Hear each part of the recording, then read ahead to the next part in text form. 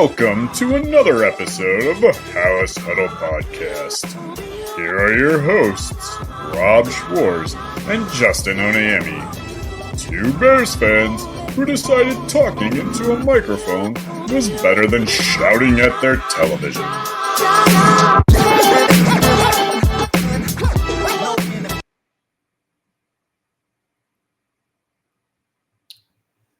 Welcome in, House Huddlers. Huddle up. Okay, it's tough. It's tough. Yeah. As always, I'm Rob Schwartz with Bear Goggles On. With me tonight for the preview episode is Bob Weiss. How you doing, Bob? Doing great. It's a interesting week coming off the bye. I feel a little bit weird having it this early in the season. We'll get into how the bye week's supposed to help a team get healthy, and I don't really know if that's in the Bears' favor here, but again, we'll talk about that later. This is episode 98. We are almost to the 100.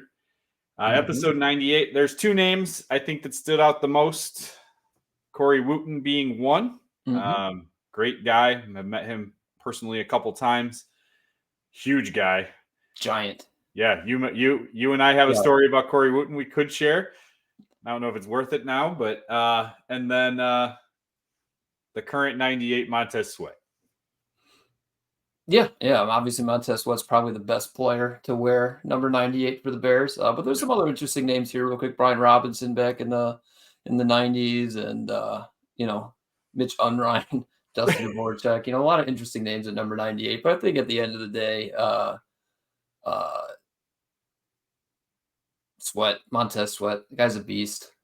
Yeah, I think we just lean on the current player, even though Corey Wooten almost took our head off with a goal. Yeah, and he's just like a super nice guy. I don't know, I know people see him on CHGO and stuff now, but just like meeting him in person, just like a normal dude who just happens to be just absolutely massive.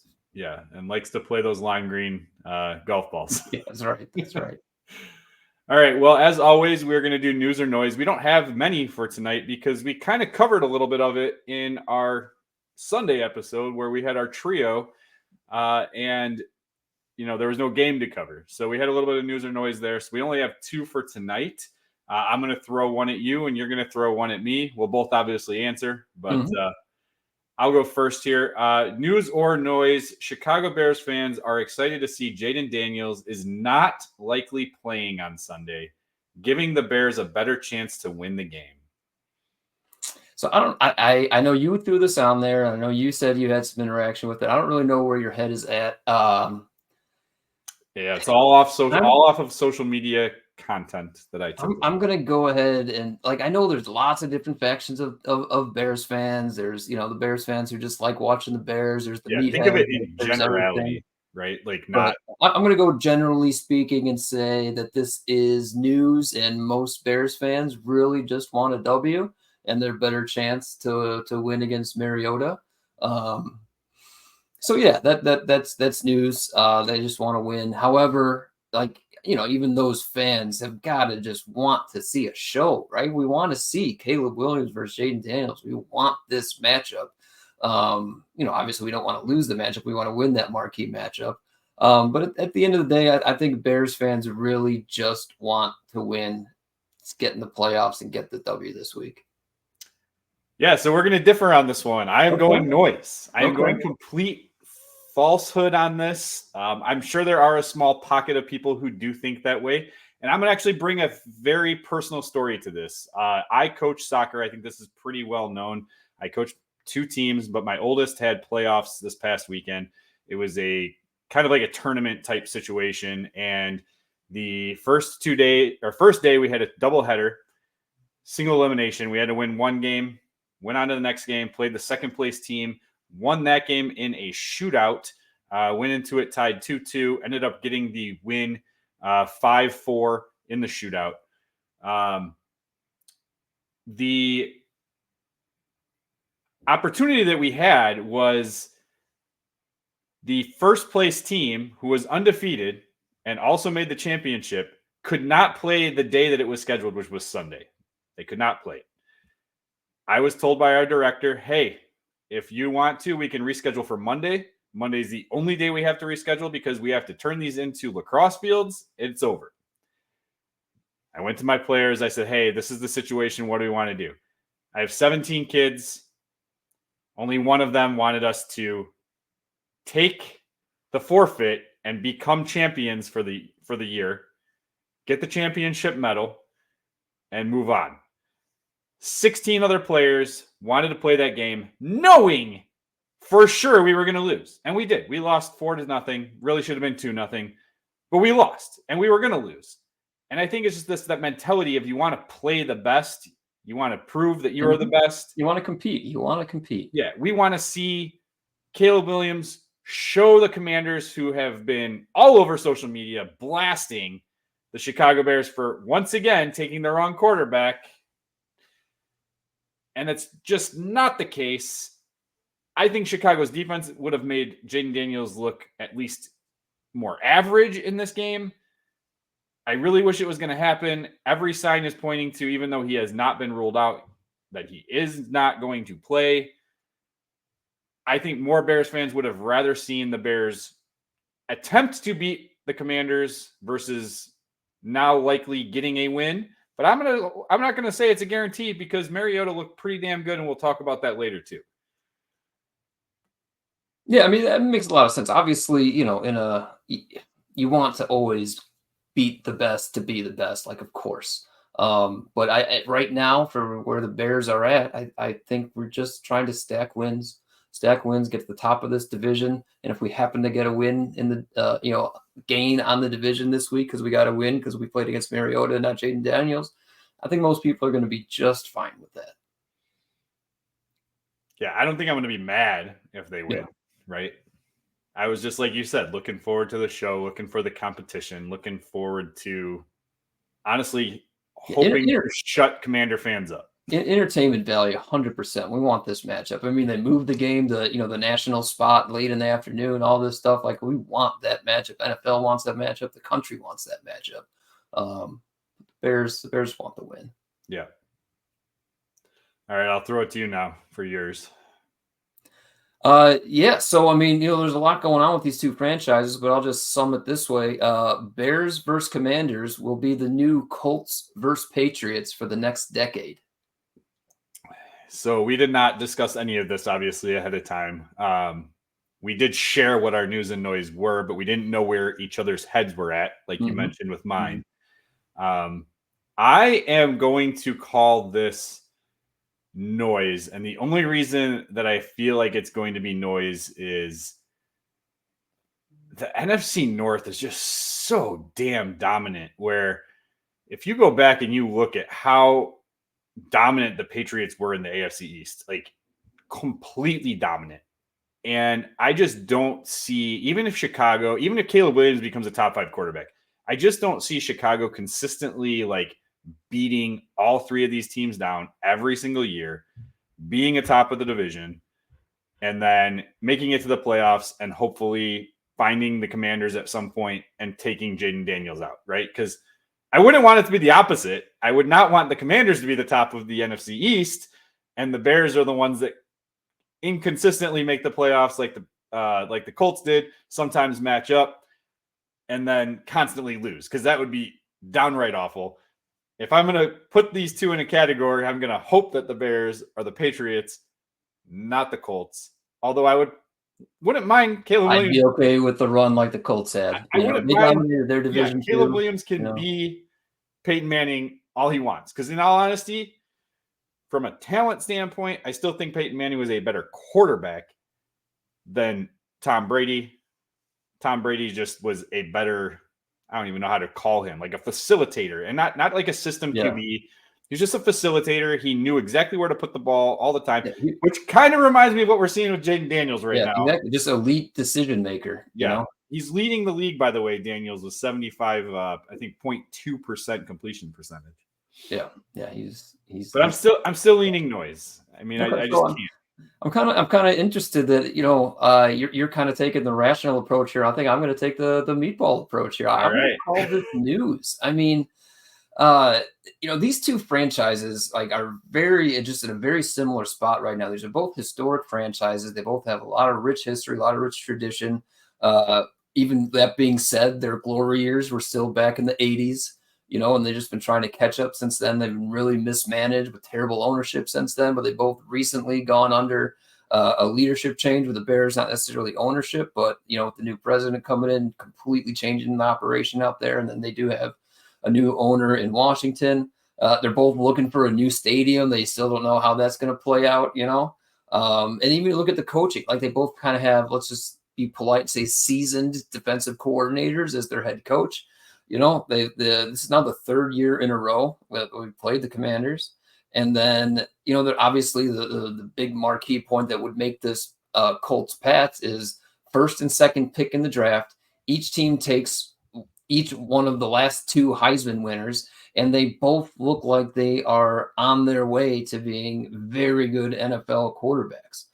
I understand what you're saying about the division for the Bears. I mean, one of the things that made Colts Pats so special is that they were both dominating their division. So they played each other every year because they get that first place schedule. So you can't necessarily kind of predict that the Bears and Commanders will continue to play every year. They've been playing every year because they've been last place the last 3 years. So there's that part of it. But,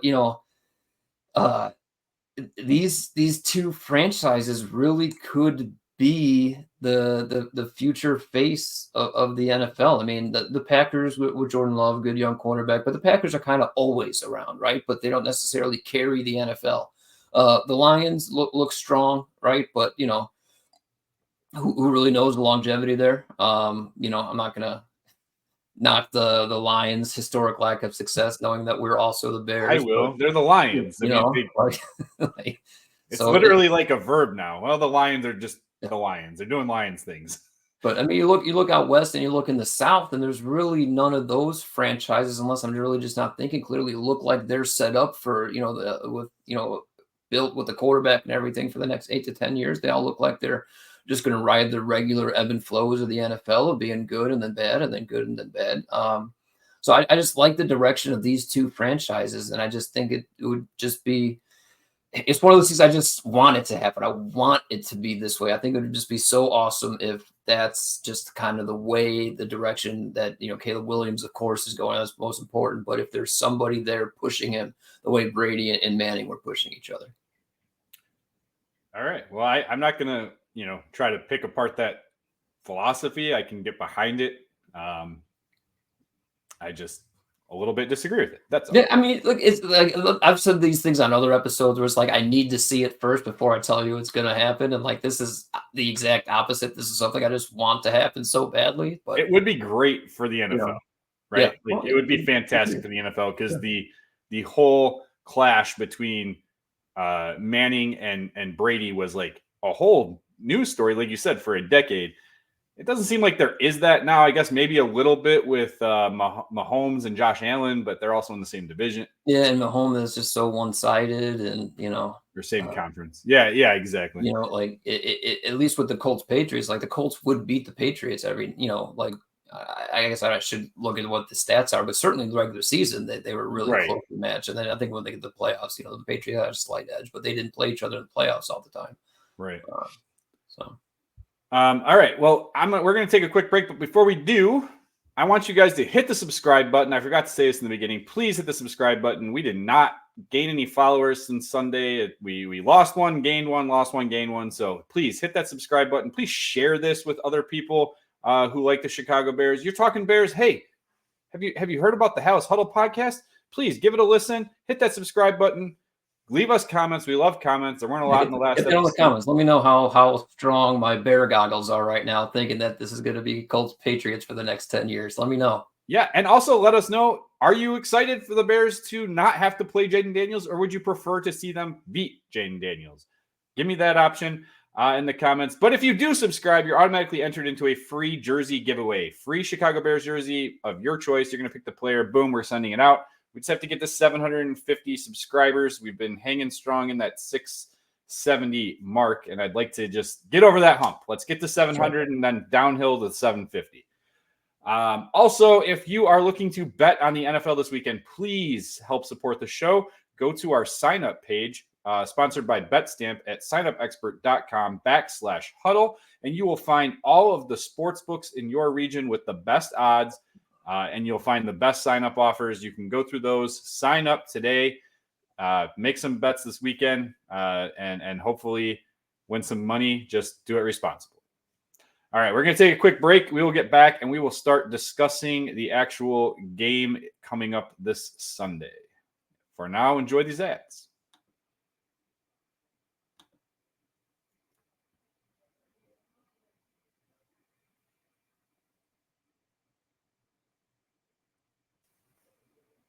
All right, we are back, Hallis Huddlers.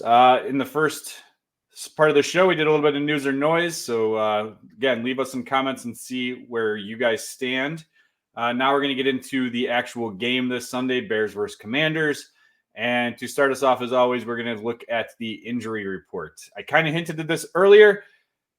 You would hope that when you go into a bye week, you come out of it healthier. Unfortunately, much healthier. I'll say much healthier. Much healthier, yes. Unfortunately, that's not quite the case. I will say, in one regard, Larry Borom and Travis Homer did, get their practice 21-day window, so they are potentially able to play. We just saw Puka Nacua come back when they didn't think he was going to tonight. I know he already had a catch for a good 20-plus yard gain. I put him in my fantasy lineup, and then I benched him for DeAndre Swift at the last minute. So hopefully he has an average game at best, and DeAndre Swift dominates, but we'll talk about him later too. Although I do think Puka's got 4 or 5 catches already in the first half. But well, I mean, that just makes me feel better for the rest of my fantasy season. There you go. All right, so Jaquan Brisker, obviously in concussion protocol, he still has not practiced. It's not looking good. You would hope that at this point he would have already had at least a limited participation practice in there. I would assume that he's not going to play. Kyler Gordon also dealing with that hamstring injury. He came out in week 6 with that.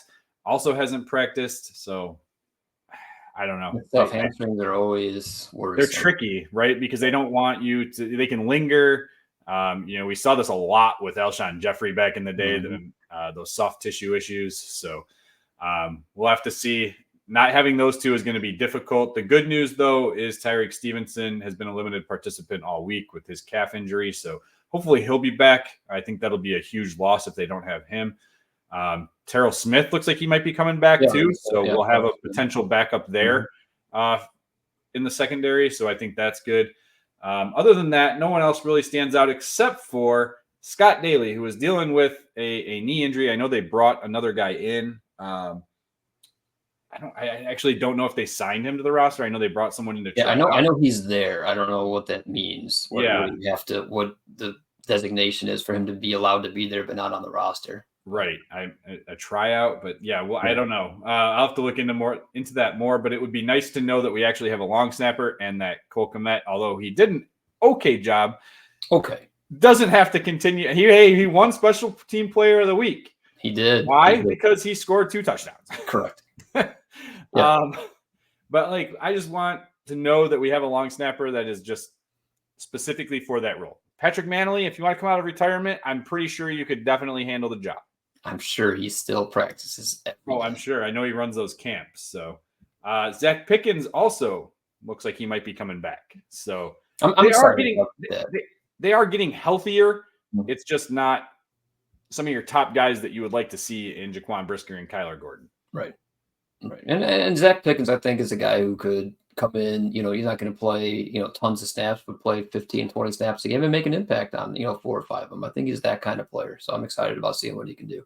Yeah. I mean, to be honest, I wrote an article this week. I think it actually came out today that I actually called him a giant mistake. So I'm actually on board with I will say he did have some little flashes here and there, at least in that first little bit of the game he played and in the preseason. To me, it wasn't enough for me to not put him on blast. But he was in my article as one of 2 colossal mistakes, or I should say mismanagements for Ryan Poles in his roster development, roster construction. The other one was Velus Jones. So yeah, that's pretty fair. Those are definitely 2 third-round picks that might look a lot better on our offensive line than in our inactive list. And that's exactly where I went with it, especially with the Velus Jones pick. I felt like there were some really solid offensive linemen in the third and beginning of the fourth round that they could have grabbed. And then with Zacch Pickens, I did list a few offensive linemen, but I do also think that there are some other players out there that they would have much rather had on their roster as well. Yeah, but we'll see the books. I mean, Velus Jones' story might be to an end, but Zacch Pickens isn't done yet. So I did the little little asterisks. Like, I hope that he can prove me wrong. Yeah, there you go. All right, so let's get back on to Bears Commanders here.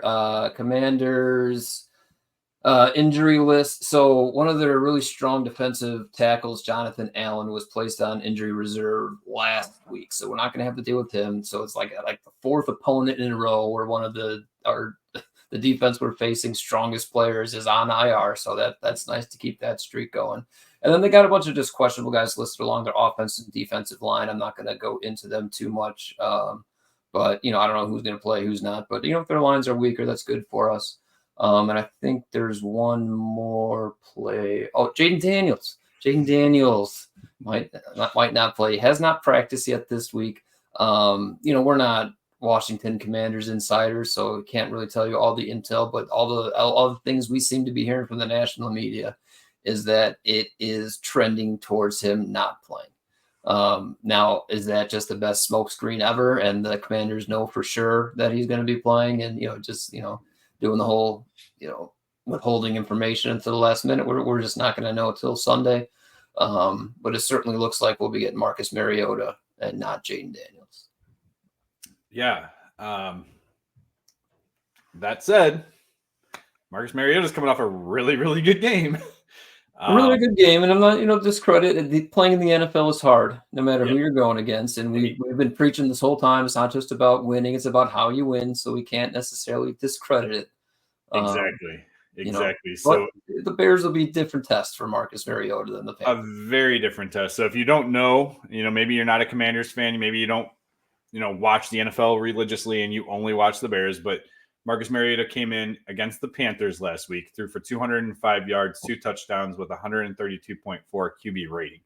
So he had a really good game. In mop-up duty, they scored, I think, 40 points that game. So, and I think it's just, one thing about this Commanders team and Jayden Daniels and everything, it's just, especially versus the Bears, just how important the first impression can be.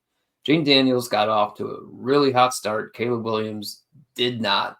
And the narrative from there has just taken off that, Jayden Daniels is, he's doing spectacular. He's got spectacular numbers. We've already mentioned the 75% completion percentage. He's like second or third in the league in ESPN's QBR and all this kind of stuff. Like he is spectacular. But the Washington Commanders, what I'm looking at here, they've played the 28th easiest schedule in the NFL this year. The Bears are 32nd. So there's that part of it. But they really haven't faced, they faced Baltimore. That's obviously a tough defense. And only put up 23 against them. And then, Cleveland is still, even though they're a dumpster fire, they put up 34 against that defense. But I believe some of that was helped by just terrible offense on Cleveland field position and stuff. But the teams that Jayden Daniels has beat up on are just bad defenses. Cincinnati, Arizona, Carolina, same thing with Caleb Williams. Like, going back to my point in the first segment, they're like the same team, the Bears and Commanders. They're beating up on the bad teams like they should. So, they're obviously better than a bad team. But I'm not necessarily scared because they just haven't faced what they're going to face yet against the Bears defense.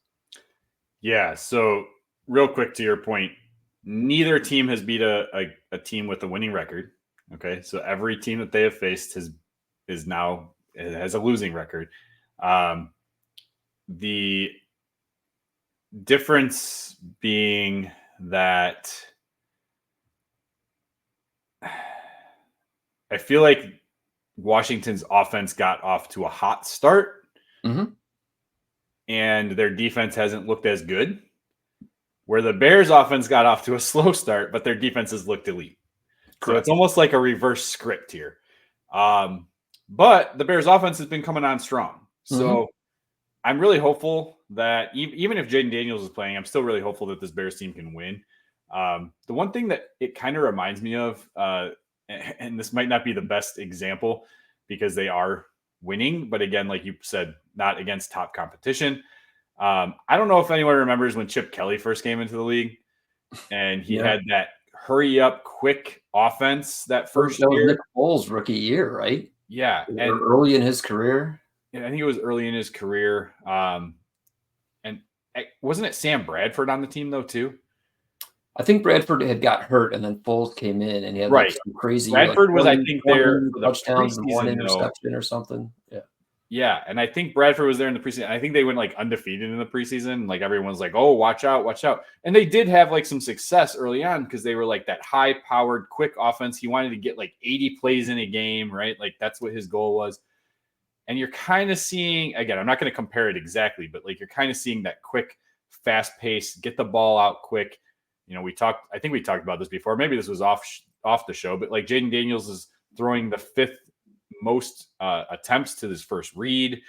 Caleb Williams is like the exact opposite. Right. So I mean, just to say it another way, Jayden Daniels is basically always going to his first read, whereas Caleb Williams is basically always scanning the entire field. Exactly. And again, there's nothing wrong with that. If your offense is working, it's working, and it seems to be working. It's humming along. But and to their point, Washington's offense has scored 31.1 points per game. They're tied for first in the NFL. Over their last 5 games, 4 games, they've scored 34 plus points. So it's definitely humming. It's just a matter of how is that going to look against a top tier defense like Chicago. To that point, Chicago's defense is only allowing 16.8 points per game, which is fourth in the best in the NFL. They're top 10 in points per game allowed, TDs, turnovers, third down completions, and red zone, right? So like they're top 10 defense in all those categories. They're definitely, in my opinion, a top 5 defense. It's going to be an exciting matchup to see the offense go against that defense. And I'm really confident the defense is going to shut them down. Yeah.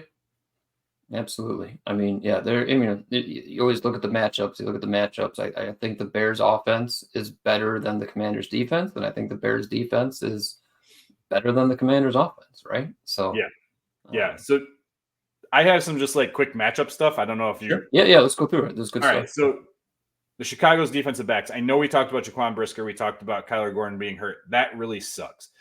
That said, I still think they have good depth, and getting Tyrique Stevenson back and hopefully getting Terrell Smith back should help. But as of right now, they're keeping quarterbacks to a QB rating of 72.8, which is the lowest in the league. They're only allowing 6.4 yards per attempt. They have 7 interceptions and only 4 touchdowns allowed. Matchups, right? Jalen Johnson versus Terry McLaurin. That is going to be the matchup. Jalen Johnson is likely going to shadow him. That's what he's been doing against the teams with their top wide receivers that stand out. Jalen Johnson is second in the NFL with a 20.8 QB rating when he's targeted. He has 2 interceptions, no touchdowns allowed. McLaurin is gaining at least 50 yards per game. He's coming off a game where he caught 6 attempts, all 6, 100% completion percentage for 98 yards. I'm sorry. I like Terry McLaurin. Jalen Johnson wins this matchup to me. Absolutely. Hands down. Not even a question. Yep.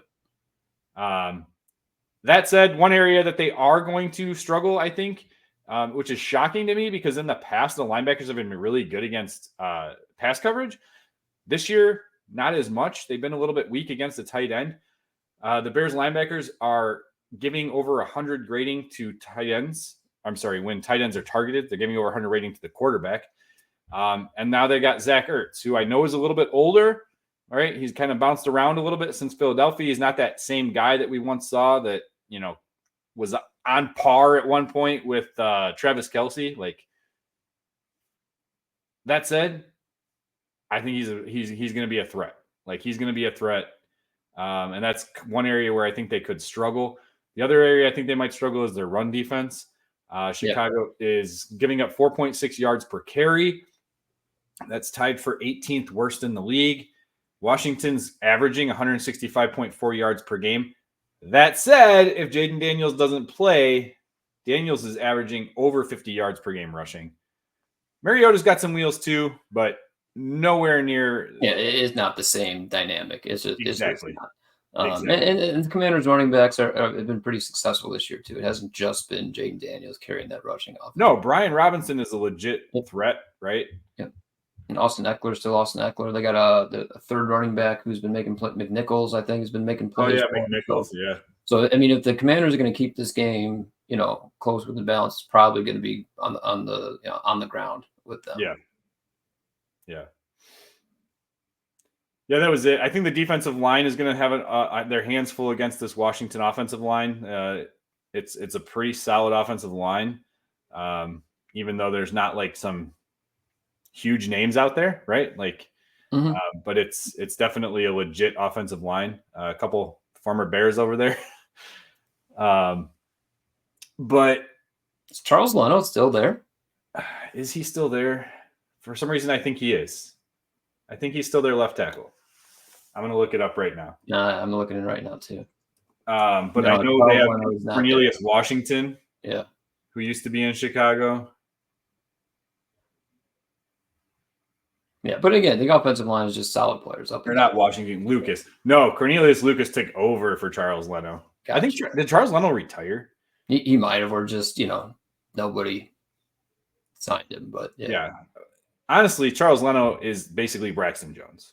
Yeah, just a solid starting tackle in the NFL. That's important. Again, we kind of talked about, somebody has to be the 26th or 27th best starting tackle in the NFL. And, that's not necessarily an insult either.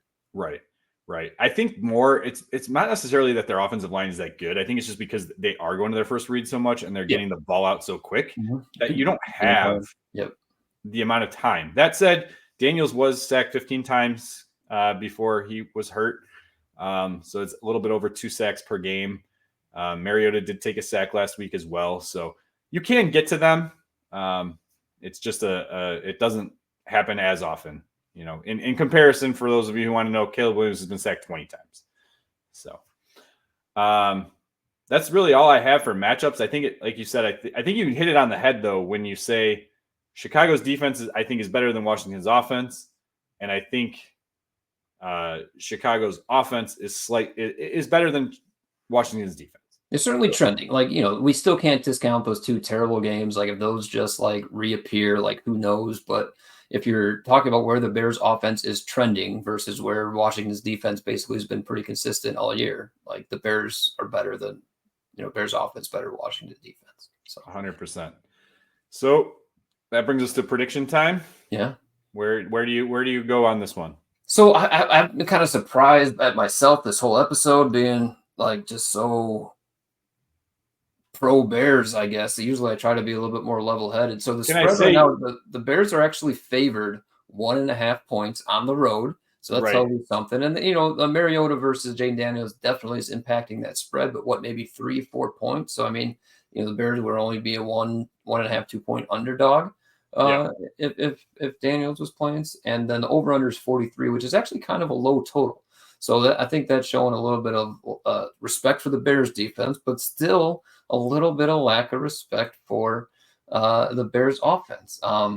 So I have the Bears putting up 27 points, and it's just going to come down to whether or not the Commanders break a big run or something. But I've got 27-17 Bears. Oh, wow. Under 20 points. And you're assuming that Mariota is starting. Assuming Mariota isn't playing. If Jayden Daniels is playing, I still like the Bears at the 27 number, but maybe Daniels gets up to 20 or 21 points. But Daniels just hasn't seen anything like this defense yet. Yeah, I'm going to give you 2 also predictions here. I predict the Bears are winning either way. I think they win whether it's Jayden Daniels. I think they win whether it's Marcus Mariota. I have Chicago scoring 30 points on this Washington defense. I do think they get to that 30 number again. I have the Bears. Okay, real quick. The Bears have not given up 21 points in a game. 12 games in a row now, right? Yeah, 12 games in a row. If Jayden Daniels is playing, I have that streak breaking. I have them getting to 24 points. So my prediction would be 30-24. Jayden Daniels was healthy and playing. Knowing that he's not healthy, knowing it's likely that Marcus Mariota is playing, I had it 30-21. I am hitting that 21 number. Okay. Right on the nose. So you definitely seem to be liking that over. The number seems to be low for you, 43.5. Yeah. I won't bet it in full. And yeah, I got him right at 44 with my 27-17 prediction. But last week I said steer clear, or 2 weeks ago as the Jacksonville, I said steer clear of that spread. Obviously, in retrospect, the Bears were an underdog going into that game, and then they just dominated. This week, I like that number, and then I don't have the props ahead of me, but I'm going to probably put some parlays with some Caleb Williams props with the Bears win, and we'll see where that goes. Yeah, so if you want to, maybe do the same, get over to that BetStamp sign-up page, signupexpert.com/huddle, sign up and support the show. That's it for us here at the Hellas Huddle. Bear down, claws up. I learned how to use my right hand, not left hand. You got it.